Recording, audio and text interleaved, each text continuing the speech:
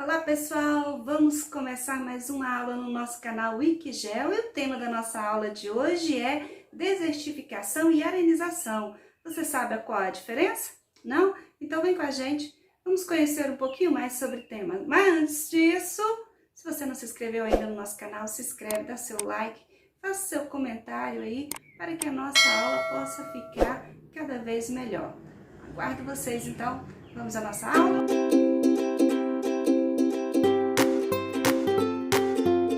Pessoal, apesar de você visualmente confundir um pouquinho o que é uma região de desertificação e uma região de arenização, a diferença básica entre esses dois espaços está ligado à questão climática, principalmente a questão da umidade do ar.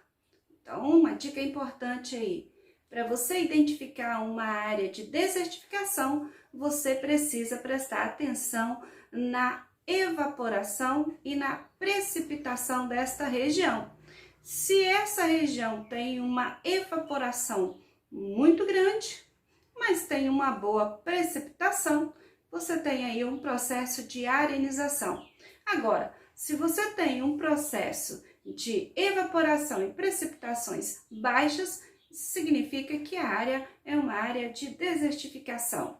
Bom, essas duas áreas visualmente se confundem muito, mas nós vamos poder observar que os fatores que determinam esses dois processos são bem diferentes. Por exemplo, na região do Nordeste brasileiro, devido à baixa pluviosidade, nós temos o fenômeno da desertificação. Já na região sul do Brasil, nós temos aí o processo de arenização. O índice de pluviosidade nessa região é bem maior. Então, se a questão é climática, como é a região onde nós vamos definir o processo de desertificação?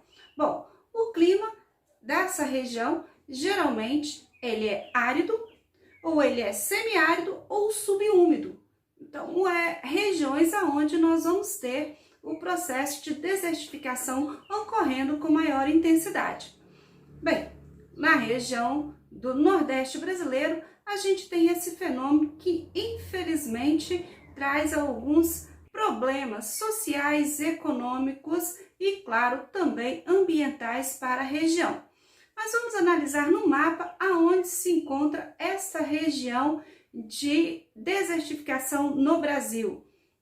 Bom, observe no mapa aí que nós temos uma área bem extensa ligada ao processo de desertificação.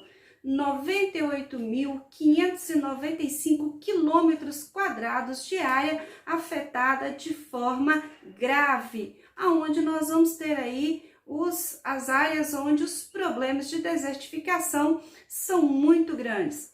Depois nós temos uma área um pouco menor, 81.870 quilômetros quadrados, aonde nós temos esse fenômeno de forma bem grave, porém ainda um pouquinho melhor do que a área anterior.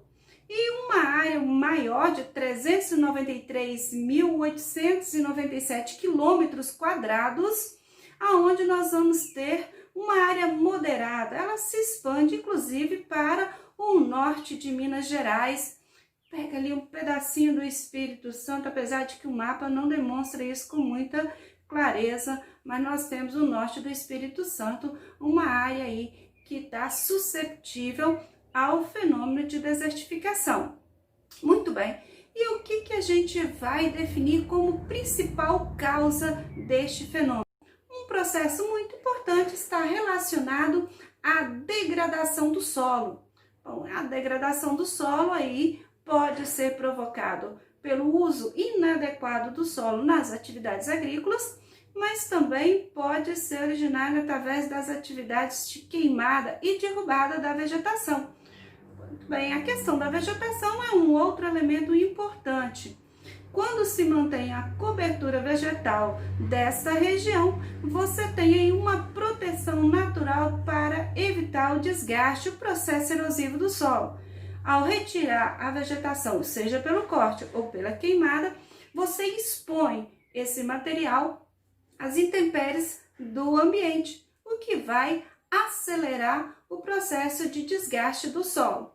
E, claro, também não podemos esquecer em relação aos recursos hídricos. São áreas que têm aí baixa pluviosidade, onde nós temos baixa umidade do ar e onde os rios, eles não são perenes. São rios que nós chamamos de intermitentes, ou seja, em determinado período do ano ele deixa de correr e isso vai fazer com que haja uma baixa evaporação dessa umidade para o ar. Então, esses são elementos importantes responsáveis pelo processo de desertificação. Então, a degradação do solo, né? O desmatamento na vegetação, a retirada da vegetação pela queimada ou pelo desmatamento e a questão da escassez de recursos hídricos e da baixa pluviosidade. Então, são os elementos aí que no seu conjunto vai fazer com que a área tenha essa característica aí de desertificação.